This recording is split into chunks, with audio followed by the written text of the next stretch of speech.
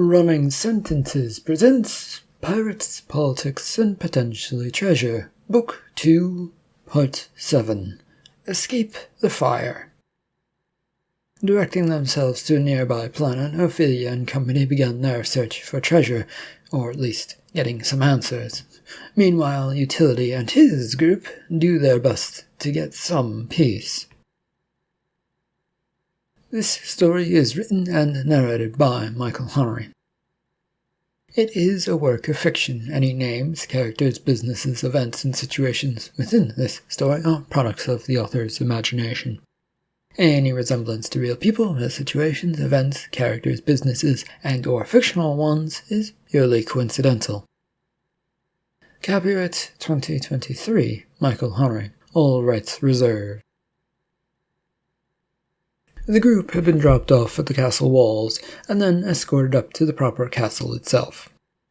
Once inside the grand entranceway of the foyer, they were left alone. The magnificent room inside this castle was quite the place to look at, with its paintings and everything nice, tailored to look rich and opulent and, well, to show off wealth. Tullus, Nero, and Volo were bored with this, though, as they'd seen it many times over and paid no mind to it. "They're showing off and trying to make you feel small. Don't fall for it, anyone. As my brother says, it is all for show, and they want you to think too much about things." Tullus said this as she moved behind the group as they went further in and a few feet towards the grand staircase, which greeted the foyer and which the king and queen were now coming down from opposite sides. The stairs would go up halfway and then split into two, so that they went east and west to the stairs, up to the second floor. "Mother, father, how unpleasant it is to have to see you again." "You should not talk to your mother in that way."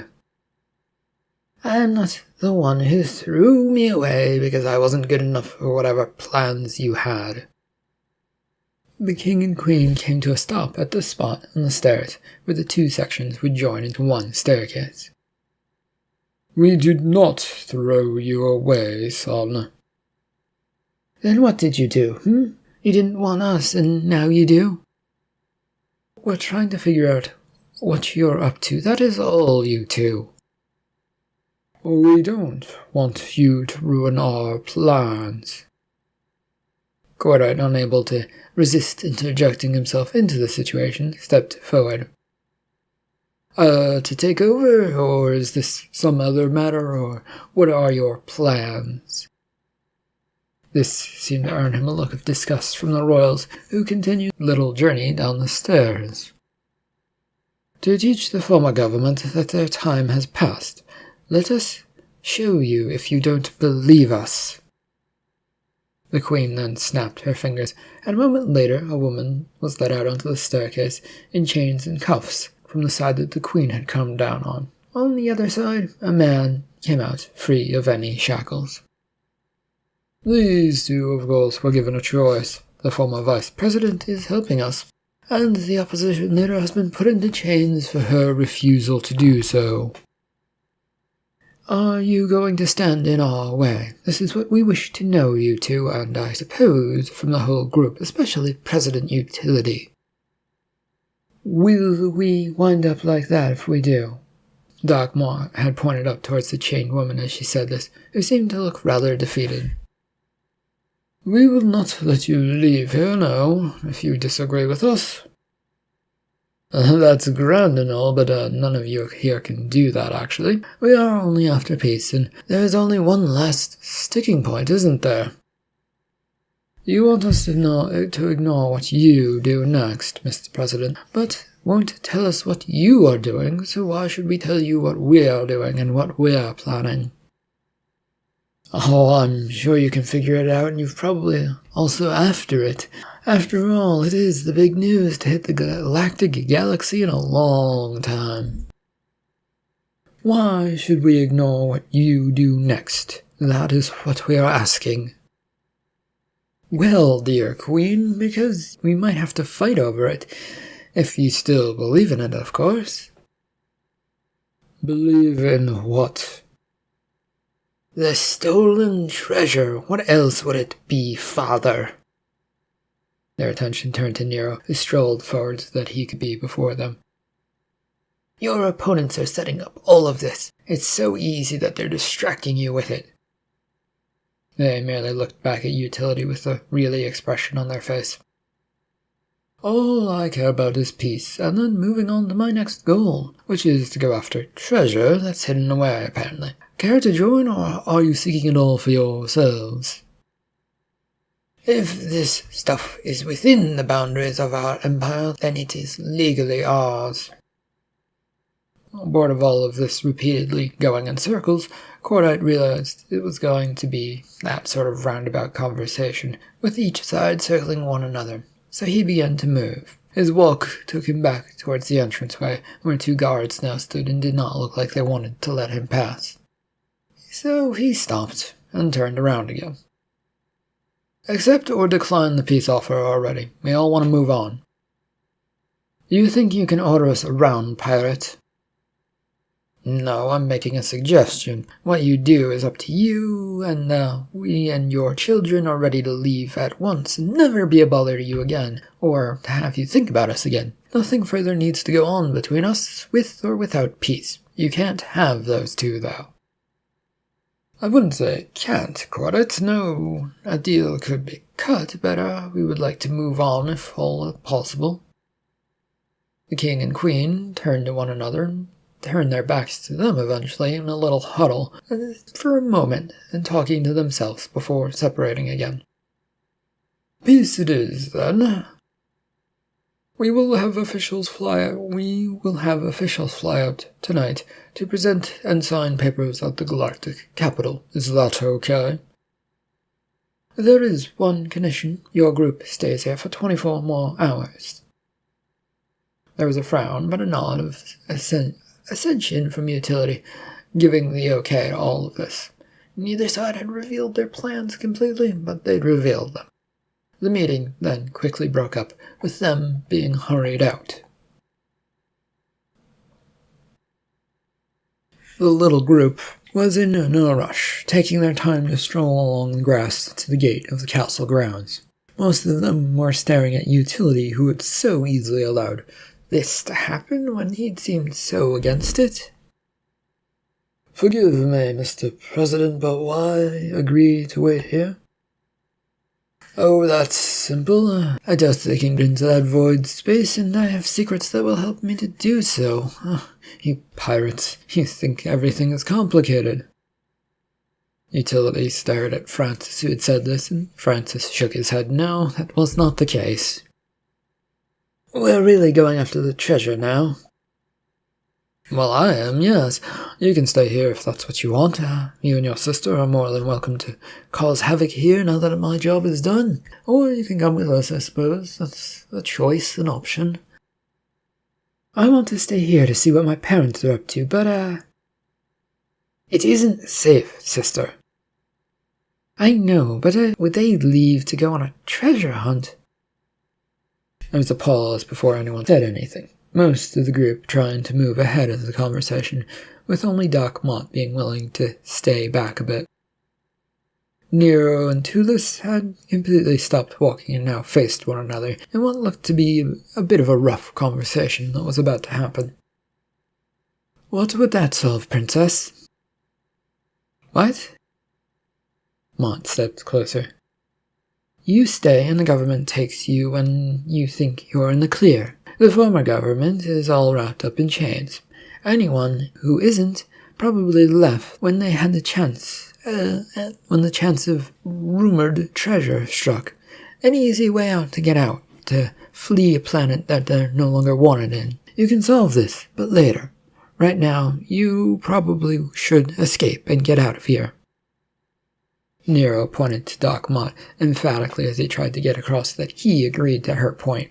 It came across more wildly than intended, and with the pointing and arm flailing as both looked at him, he lost his mind a bit. What, Nero? We can't do anything here. We don't know anyone. Let's go and get out of here. You always wanted to see the galaxy, and now you're giving up the chance to do so. Now you want to stay? We can leave. run away, do whatever we want." "I don't want to, but I see your point. I suppose let us get out of here before someone catches us." Satisfied, they hurried to catch up to the group, who were already at the gates and exiting the castle walls.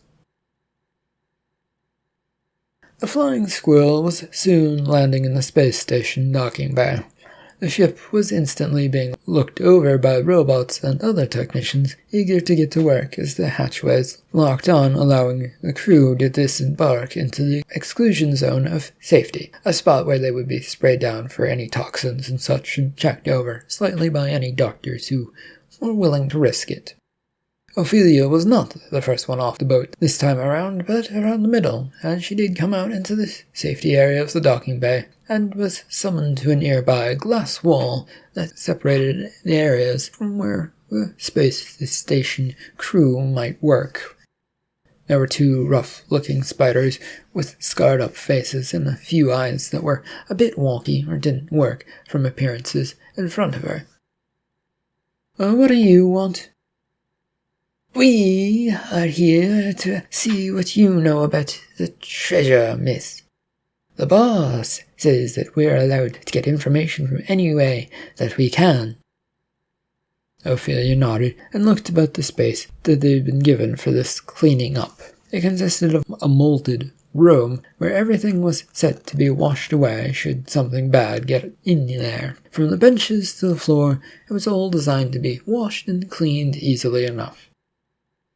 "Well, I don't know much. All I can tell you is that the aliens who were here said that treasure isn't here and that they searched really hard for it. I haven't had the chance to start looking. I was trying to find the exit." The look they gave back, though, with their unblinking eyes, told her that they didn't really believe what she was saying. Not terribly surprising, though she wished that they would trust her on this. "What? Do you have proof that it's been searched for?" "Me, personally, no, mister. You can go talk to the machine in the hold of my ship once it's cleared. It's been stuck here for a long time, and it says it knows things, so it might be your best option." "How long ago did you actually get here, pirate?" "Well, a day or 2 at most, I think. It might be a bit longer or shorter than that, since I don't know how time works in this area, or if there is any difference, or what happens here. Plus, with space travel, the whole time thing gets rather complicated, doesn't it?" There was an air of distrust from these 2 questioning her, who did not seem to like her answers. "Until your crew is cleared, you are to remain here. No reboarding your ship." "Fine. You know that it is locked down and you won't be able to steal my ship, so I won't be able to help you with your search."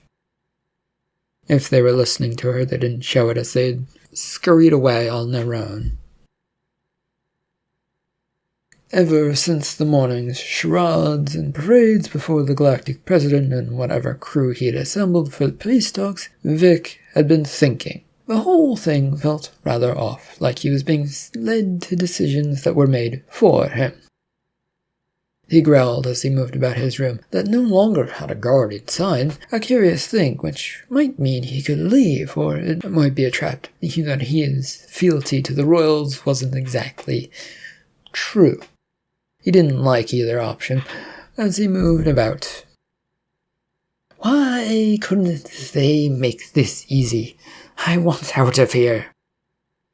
He moved to the door and felt the handle, which moved when he put weight on it. A good sign, but was it the right sign? He couldn't stop questioning himself as he gently pulled the door open so he might peek through the crack. When it was open enough so that he could see, he stopped and looked. The hallway beyond looked okay from his limited point of view. No time to doubt myself. Let us get this over with. Pulling the door fully open, he waited for a moment to see if anyone would come charging at him for opening the door. Then, when nothing did happen, he poked his head out to look down the hallway. It was all clear from what was presented before him. Still, he pulled his head back and took a deep breath. Okay, old boy, old man, let's go adventuring, hopefully. He stepped out into the hallway, one foot carefully creeping out, just in case, before he threw the rest of himself out of the room, with the hopes that nobody was around. The final preparations had been made, and their ship was ready to leave. Queen Strand was still in her bedroom. She was looking things over to make sure that nothing was forgotten. Her servants swirled all around, looking and pulling at things to show to her, which she then waved away that they weren't important. There was a knock at the door, as her head guard, Boston, stepped in a second later. "You have a report to make of some kind?" "It is as we feared with Vic. He's on the move." "Do we know where?" "So far he's running around without much thought from what we can observe. We're mostly staying out of the way of him unless—" "I'd say leave him, but I think we have a need for a fool. He distracts very well with other prisoners, potentially. Gather him up and get him to the ship without much fuss, if you please. Whatever means you have, use them." "But alive, right?" "Yes, alive." She stormed her way out of the room, frustrated that no one seemed to listen to her. Keeping his head on a swivel and trying the latest door handle, Vic was sure this latest room was the answer he'd been seeking. The door opened and revealed a bedchamber that was empty of any life or signs that it had ever been lived in. With a disgust, he shut the door. "Damn it, I'd hoped for one of those places would lead me to Exelia, the opposition. Oh well." He pulled his head out of the room it had been looking at and froze up a bit. There was now a groggy official, in a nice uniform, but a couple of paces in front, to his right. This was not what he wanted, and his mind whirled about for a possible excuse he might toss out. "Hello, I'm lost." "Are you?" "I am indeed. Which way to my room?" "I don't think you're looking for your room, but for the opposition party leader." Taking a step back, Vic frowned as he felt his face flush with worry. Everything seemed to be going so wrong in such a short time period that it boded poorly for everything. He swallowed as he thought about trying to come up with some other excuse. "I know nothing about that." "Your own security cameras all about the castle, running around, proclaiming into the air that's what you've been seeking." "Oh, right, that." There was nothing else he could come up with at the moment, and offered a shrug of his shoulders, then a grin to try and keep things calm. "The royals don't much care, though, which is lucky, but you need to come with us." "Really now, No time to doubt about these things, Mr. Vic. They want you to do things, and if you don't, you know what will happen." With a nod, Vic made a motion with his hand to say that he would follow this soldier, but he also offered a glance over his shoulder to see a couple of other guard soldiers had also come up behind him. Fear made him step quickly to follow as his heart began beating hard out of fear that something bad might happen. The king and queen both stood and watched as their little transport landed back on its landing pad. Its next job was transporting Exelia, the opposition leader, up to the ship as they prepared to depart for the treasure hunt. "Is this really going to be worth it, dear?" "Well, no, probably not, but those politicians that couldn't escape will now have a nice new home at the very least." Vic was pushed along in a hurried fashion escorted by a few guards, making a beeline straight for the transport. "Like that one, for example. It needs a fresh start away from all of us."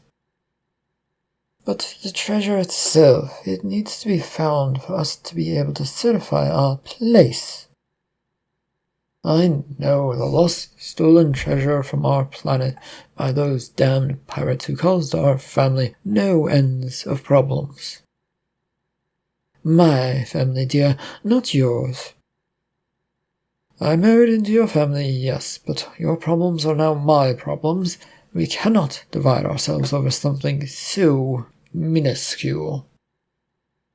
A few other officials were pushed along towards the transport, with them being loaded on, along with Exelia being pushed through the crowd. The Queen, however, now moved to block the view of her husband, puffing out her chest. You think that's what I'm doing? Hoarding problems for myself? I think you're doing what you always love to do, take on more responsibility than you should. I wish you share your burden and help this succeed where we can find it. She sighed and moved back as the shuttle transport took off a few moments later. One of their many useless advisors approached, offering a lot of bows as they came up. All those that you wanted aboard have now been loaded and will shortly be inside your ship. Where are they keeping these prisoners, by the way? We never did clarify that point. The ship's extra hold has been divided up as a prison. We won't be able to take as many supplies one might usually take, but then again we are only visiting our own territory, so we shouldn't probably need it. The area will be locked off from getting to the rest of the ship. Yes, we've gone through every precaution to do so. That seems unlikely given the time frame we gave you for the departure. Well, yes, that is true, sir, but, we have worked hard to make things right for you and the Queen. Yes, that will do, Advisor Dawn. Get our transport to us at once and make sure the public knows what we are doing. Oh, of course, the news was sent out to all the important news stations. It will be on the air within the hour and repeated every so often to get the word out. There was a nod of approval from the Queen as they watched their transport manage to come hurrying back towards them. Settling onto his bed, Cordite was more than happy to take the day off. There had been so much going on lately that he put his overworked and underpaid mind into a kind of a shit mood. Though, now that he thought about it, he didn't think he was actually being paid for any of this, so he was definitely underpaid, which was annoying. He didn't even know who he might contact to get paid without it getting shot down. A noise came from the common area of the hotel suite that made him get up and move to the door to hear some muffled conversation that he couldn't quite catch. Opening the door, he saw Tulis and Mott having a conversation about something, and the doc had her medical bag in hand. What's going on, you two? I came here to see you, Cordite, but got distracted by a few questions. Yes, I just remembered her saying that my brother and I were infected with something she hadn't seen before. I don't know what to tell you, Tulis. The computer only said that you had a problem that it couldn't identify. Do you happen to know any doctors, Tulis? She pointed towards Mott. Right, perhaps your guard Volo knows someone who will be honest with you? No, I'm guessing you came to see me about my health, Mott.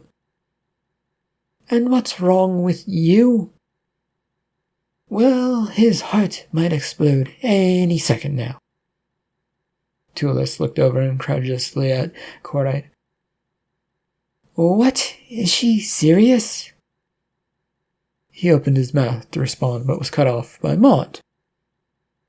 I do not joke about health matters. His body and heart cannot take many more space jumps and should not take any more at all. It's surprising that he's even still here. Yeah, what she said. Anyway, let's get this checkup done with, then I guess probably won't discover anything new. He stepped out of the way, letting the doc in to commence the examination. Knocking on the door to Volo's room was rewarded with it opening almost instantly, which put a shock through Tulis. She was still trying to come to terms with what she'd just heard and what she wanted to say to Volo. Oh, what is wrong, miss? Lots. Can I come in? With a nod from her guard, she entered the room that looked like all other hotel rooms she'd ever seen. Simple, but a nice place to put one's head for a night. Staying for an extended period of time inside this room, while Kay never felt entirely comfortable. She'd done that once to get away from her parents, and, well, it had gone poorly since security guards had come in through the window, taking her back to the castle. A TV was muted, but had on the local news, which was showing some sort of spacecraft flying away. "What is going on with you, Princess?" "I was told that I am sick and wondered if you knew a doctor, but I have lots going on in my mind. Did you know that Cordite was sick?" She shook her head no as she was taking this news in to both things. She couldn't help but stare and blink at the princess. "I did not know any of that. What do you mean by sick?" "When I was rescued by the pirates, they told me I had some sort of ailment that the computer couldn't diagnose." "And you trusted that?" "Well, honestly, no, and I hadn't really much given it thought until lately. Then it sort of stuck in my mind, and now it won't let go. Do you happen to know any doctors?" "A couple from the guards, but, do you want them to check you out?" "Yes, I think, even if it does lead nowhere. Make me feel better, anyway. What's going on with the TV, by the way?" Volo turned to it with a frown, and looked it over before gently touching Tulis's arm. She then led her over to the bed to make her sit down. "They're discussing what your parents are up to. And no one ever told you that you are sick or infected with something?" "I don't know if I am or am not, since I feel perfectly fine, but who knows? Anyway, what's so special about my parents departing for treasure hunt that they probably shouldn't care about?" "The Queen and King are claiming that the treasure rightfully belongs to the Grogian Empire, and that it belongs to your family." Tulis felt her jaw drop a bit, as this was news to her. Treasure? Gold? No one had ever mentioned any of this before, and now she stood up, looking at the door. "What are you doing, Tulis?" "Going to talk to my brother. You should still call that doctor, though. See if they can come here quietly and keep a secret, right?" She was already at the door, leaving her guard sitting on the bed. Having watched the news and its announcements while the physical was going on, Cordite frowned. This news of the treasure claim wasn't good, and he was sure that Utility would be mad about it. There was also the face of Maud, who looked concerned and terribly lost as to what to do. "You don't know what's right or wrong with me, do you?" "Well, yes, your heart seems to be holding steady, and the rest of you seems okay, but every physical I've ever given you after fights and such, it seemed your status was getting worse. I do not get it." "Maybe our equipment was faulty? It did say that Tulis and Nero were sick and they seem okay." Doc, though, was shaking her head no. "We've done checkups on planets before. Remember, with actual equipment that was able to go over you very, very thoroughly?" "Right, fine. So I'm a mysterious person who might die at any moment, or not die, since who knows. But isn't that the case for most aliens?" She gave a soft sigh to that and nodded yes. Death could happen for anyone at any time, and it was a hard thing to nail down exactly when it would. The phone, however, was ringing and distracted them as Cordite went to pick it up, but then decided to hit the conference call button, allowing Mott to hear what's going on. "Hello, President Utility, I'm guessing?" There was a moment of waiting before the president actually responded. "Have you heard what the TV is claiming, Cordite?" "Yes, by the way, Doc Mott is with me and you're on speaker." "I don't care about that. How could they claim that this treasure is theirs?" No idea. Ask Nero or Tulis, though I suspect they might be given the same answers that I did. Aren't you researching this stuff anyway?" "Of course I am. The best workers are working hard to uncover all that is known. I do have a source, though, that will only talk to pirates." Cordite raised his eyebrow at that, wondering what the fuck the president was talking about. A source that would talk to pirates. Who had he managed to get now? Who and where and why are you sending me to find them? Oh no, you don't need to find them. He's aboard our ship already and willing to chat. Have you ever heard the name Carlos Bart? The name didn't sound too familiar, so he said nothing. Well, anyway, he claims to know how to get to the treasure, and have been the one who helped hide it. Wouldn't he be thousands of years old at this point, then? I would suppose so, I'm guessing, Doctor, but I don't know him personally, just that he came to us saying he wanted to help. So you, Cordite, and everyone in your group should get ready to go up to our ship at once. I will follow tomorrow, since I can't leave. Okay, I guess I'll deliver that message to the others, then. There was no goodbye, so the call ended, and Cordite looked to Doc Mott with a shrug and a grimace at this. I know you probably won't like this, but we're going to space again. Could you help me inform the others? Just as long as you promise me you will look after yourself. Or do I have to sick the princess on you? Why would she... The doctor, however, had turned and left the room. The trip up to the president's ship, the GCS Bruiser, wasn't a terribly complicated affair, though they did get a bit of gruff from the Groggian soldiers when they were trying to leave. But they were let go in short order, and other than a bit of poking and prodding, they really were just pushed along. Cordite found himself in the lead with a few of his friends behind him as he entered the main cafeteria of the ship. A doubt had entered his mind as he scanned the room for this Carlos Bart, who had taken to living there around as much food as possible. It only took him a moment for them to spot the long, white-haired figure who was busy eating. Cordite marched over and took up a seat on the other side of the table, while the Sasquatch-like figure glanced at them as they came up. "Who are you?" Cordite offered a quick introduction to him, Lion, and Francis, who now sat on either side, across from Carlos. We were asked by the president to vet your information, I guess. He wasn't exactly clear on that front, but we're headed for treasure and he wants to make sure we can get through to it. Lackeys are useless to me. I don't need to talk to you. Even if we are pirates? A sharp look that was partially hidden by the long white and grey hair was shot at Francis, who stared back evenly. And in that moment the figure of Carlos had also stopped eating as he was regarding all of them, but then went promptly back to doing what he was doing. Lackey pirates who shouldn't be dealing with the galactic government, then.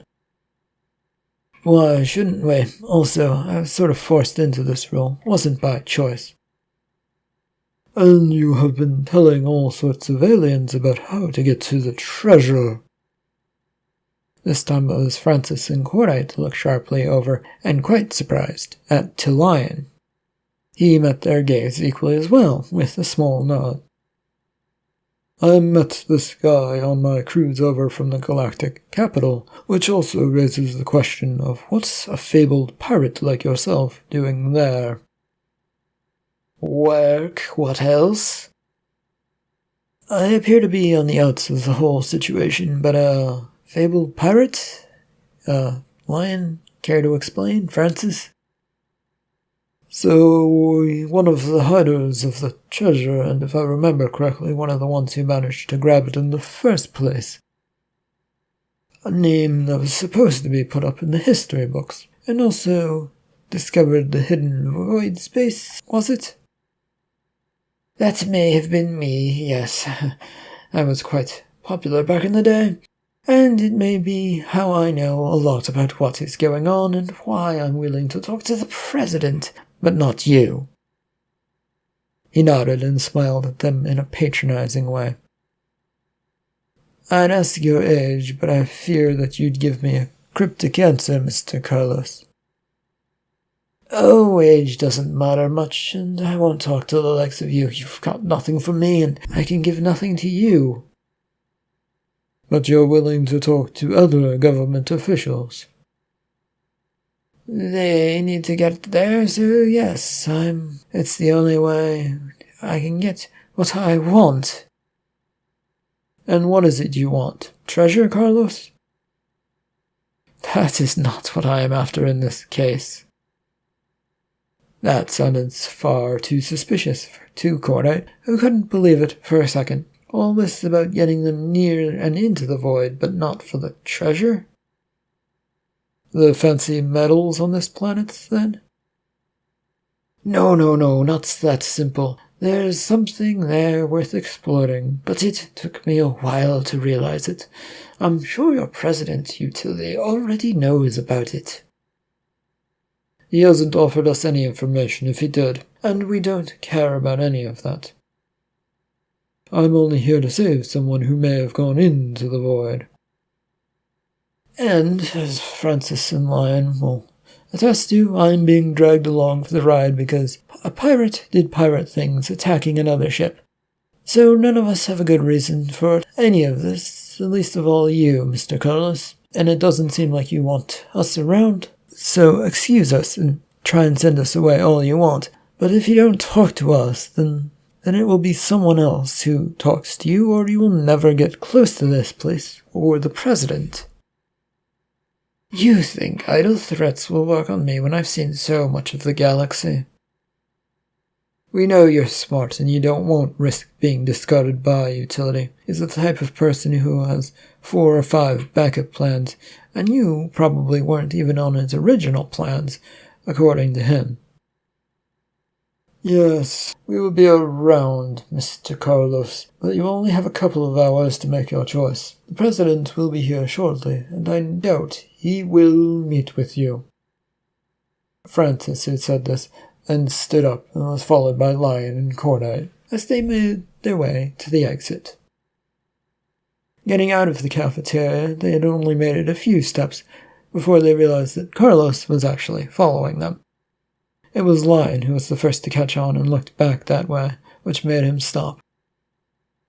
Do you want something, Carlos? Well, this is the way to my room. I'm merely walking. What are you up to, really? Energy sources? That sounds like a fabricated lie, especially with sending so many towards the void. The Lion's questions were loud enough to catch the attention of Francis and then Cordite, who both turned to listen. I'm doing the right thing to get what I want. You don't need to know what that is. If you want to survive, then you need to give us something. Otherwise, why would the president decide to trust you? Isn't that your job, Mr. Cordite? Getting trust? Unable to deny this, Cordite nodded that yes, this was in fact his job. Yes, but I would have to trust you to tell me at least some of the truth. What is all of this about the truth? They all turned to see that President Utility was strolling towards them, with a smart smile and a curious look on his face. End of Part 7, Book 2 of Pirates, Politics, and Potentially Treasure. Thank you for listening.